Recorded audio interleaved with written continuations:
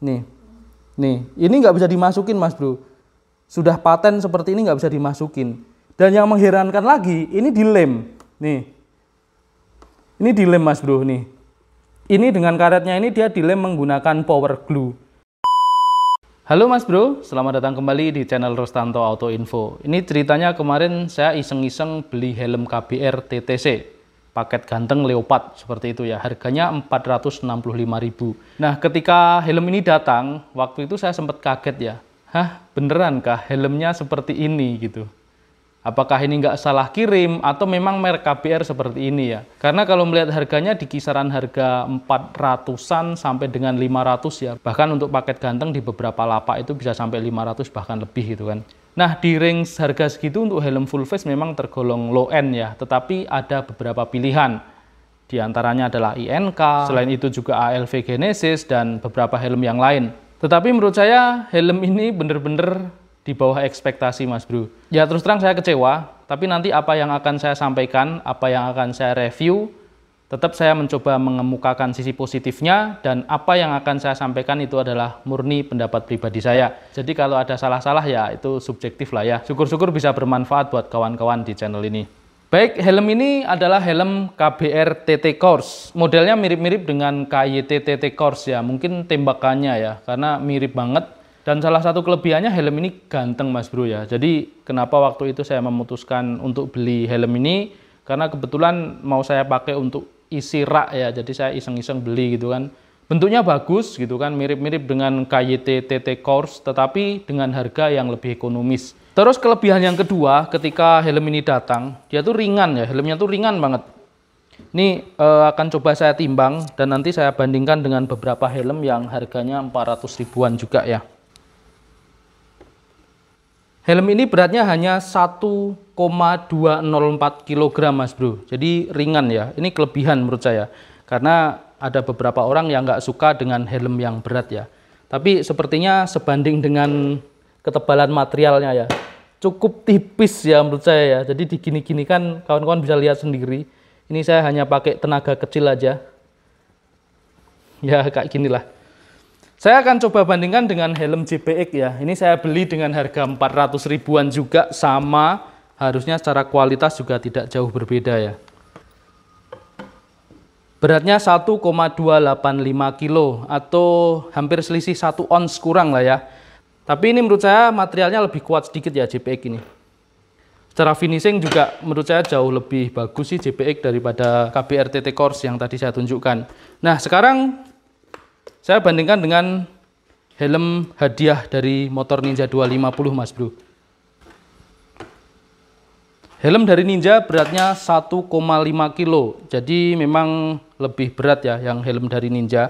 Secara kekuatan pun lebih kokoh ya kalau helm dari Ninja ini. Ini katanya KYT sih kata orang-orang. Tapi juga lebih berat. Oke, kita kembali ke KBR TT Course atau TTC. Ini dia Mas Bro. Baik, yang pertama saya akan mulai mereview dari sisi warna ya atau sisi cat. Jadi helm ini secara pabrikan dia warnanya polos. Kalau putih, putih polos, abu-abu ya polos, hitam juga polos seperti itu. Tetapi karena yaitu tadi si penjual menawarkan paket ganteng, akhirnya ditambahin beberapa stiker dan ini hanya stiker ya, tidak di bawah clear. Stiker di atas permukaan clear. Kalau yang saya beli ini adalah paket ganteng Leopard. Jadi stiker-stikernya adalah tambahan. Seperti ini termasuk yang divisor. Termasuk spoilernya ini ya. Ini spoilernya ini adalah bukan bawaan helm, tapi masuk ke paket gantengnya. Kalau untuk yang bawaan helm, ini hanya di sini. Yang di warna abu-abu ini. Nah, kalau menurut saya, secara warna, itu biasa banget ya. Catnya warnanya biasa banget. Ini abu-abu glossy, bukan metalik. Dan finishingnya pun ya standar banget lah, seperti itu Mas Bro. Lalu yang kedua, di lubang udaranya ini hanya gimmick Mas Bro. Jadi ini hanya aksesoris lah. Ini motif aja, nggak bisa dibuka. Ini nggak bisa dibuka, di sini juga nggak bisa dibuka. Jadi bener-bener hanya aksesoris motif. Yang di sini, ini berlubang sih sebenarnya. Cuman nggak ada terusannya. Di dalamnya sana langsung ketemu dengan busa styrofoam. Jadi ini juga motif saja. Kalau saya bandingkan dengan helm bawaan Ninja, ya minimal bisa digeser-geser seperti inilah. Nih, jadi lubang udaranya memang bisa digerakkan. Kalau yang tadi memang murni motif. Oke, itu untuk kekuatan bahan tadi sempat saya singgung ya, bahwa kekuatannya tuh ya seperti inilah, nggak terlalu kuat banget ya, atau kalau ada orang yang mengistilahkan itu meleot gitu ya. Terus untuk pengaitnya atau hooknya standar juga seperti ini. Secara kualitas menurut saya juga masih tebal punya JPX ya, lebih tebal, lebih kuat punya JPX secara material. Kalau ini biasa banget, seperti kalau kita beli spare part helm yang harga 15 ribuan, pengait helm yang harga 15 ribuan di toko-toko spare part helm tuh ya mirip-mirip seperti itu. Oke, selanjutnya ini yang membuat saya paling terheran-heran dan membuat saya cukup kecewa Mas Bro ya. Ini adalah kondisi busanya Mas Bro.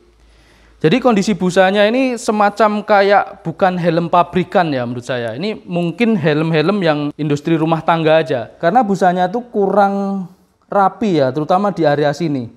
Nih, ini nggak bisa dimasukin Mas Bro. Sudah paten seperti ini nggak bisa dimasukin. Dan yang mengherankan lagi, ini dilem. Nih, ini dilem Mas Bro nih. Ini dengan karetnya ini dia dilem menggunakan power glue. Jadi seharusnya busa ini kan bisa dilepas nih. Harusnya bisa dilepas, dicuci kalau kotor gitu ya. Kalau ini dilem Mas Bro. Ini saya yang bikin heran ya. Karena harusnya ini adalah sebuah fitur standar helm ya. Semua pasti ini harusnya bisa dilepas dan nggak dilem seperti ini. Tapi ini dilem. Dan busanya ini sebenarnya di bagian sini bisa dilepas. Nih seperti ini. Tapi karena di sini dilem, selesai. Nggak bisa kita cuci. Kecuali lemnya kita buka, nanti kita lem lagi seperti itu. Mungkin alasan dilem karena di bagian tepi ini dia tidak menempel sempurna seperti ini ya. Akhirnya ada sisi-sisi yang dilem, termasuk di area belakang ini. Dan model busanya itu bener-bener nggak kenyal ya, semacam kayak ya gampang trepes gitulah menurut saya. Beda banget dengan helm-helm yang lain seperti ini ya JPX ya. Beda banget. JPX di bagian sininya rapi banget, bener-bener seperti helm yang dibuat oleh pabrik ya. Lebih kenyal busanya. Kalau yang tadi itu mirip-mirip kayak helm-helm Bogo kali ya, yang gampang trepes itu. Nih, kualitas busanya ya saya kecewa lah ya terus terang. Dengan harga segitu harusnya kita bisa dapat sesuatu yang lebih menurut saya. Nah, ini saya punya helm harga 60 ribuan, mungkin mirip kualitasnya dengan ini ya. Ini harga 60 ribuan, helm harga 60 ribuan. Ya kan? Home Industry, mirip-mirip Home Industry. Seperti itu. Kalau untuk SNI, di sini sudah ada logo SNI-nya ya, tapi nggak tahu apakah ini memang asli atau enggak, tapi yang jelas kita percaya saja bahwa helm ini sudah helm SNI. Itu Mas Bro. Untuk yang lain seperti kaca sebenarnya ada pilihannya ya. Kalau saya kebetulan kemarin pilih yang warna gelap atau doff, tapi ini bisa di custom, bisa menggunakan warna kaca yang biru ataupun warna kaca yang lain. Nah, tapi kaca ini sepertinya juga bukan kaca bawaan dari si helm ya. Karena biasanya kalau saya beli helm, ini kacanya ada stiker helmnya.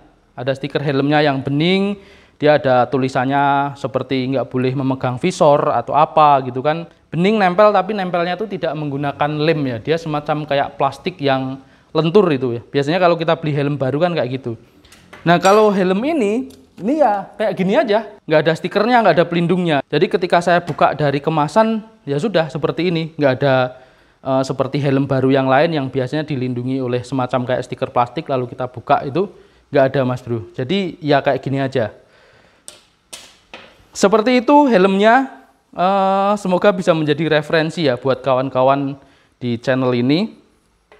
Memang ini adalah helm yang menurut saya ganteng sih secara fisik, secara bentuk, dan ringan. Mungkin kalau untuk harian cocok kali ya. Tapi yaitu tadi yang membuat saya agak kecewa adalah busanya ya.